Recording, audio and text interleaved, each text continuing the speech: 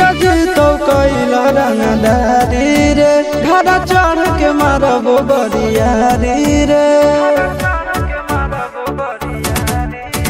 छुटा जी तो कैला रंगदारी रे घर चढ़ के मारबो बरियारी रे तोरा बाप के न तोरा दादा के चिन्हबो बेटा सब गोली मारबो ताएगो गिनबो तोरा बाप के न तोरा दादा के चिन्हबो बेटा सब गोली मारबो ताएगो गिनबो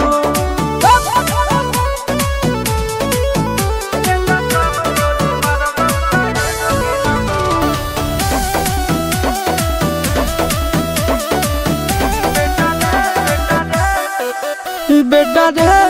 काटा से ठोक देबो चिमनी के भाटा में झोंक देबो देखबो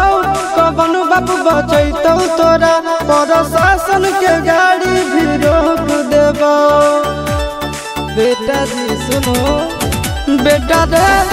काटा से ठोक देबो चिमनी के भाटा में झोंक देबो देखबो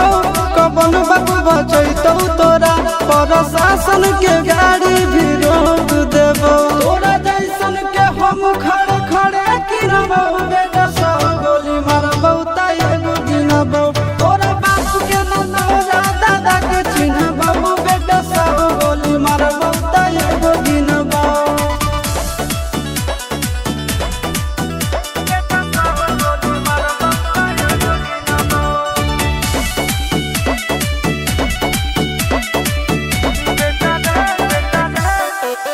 बेटा रे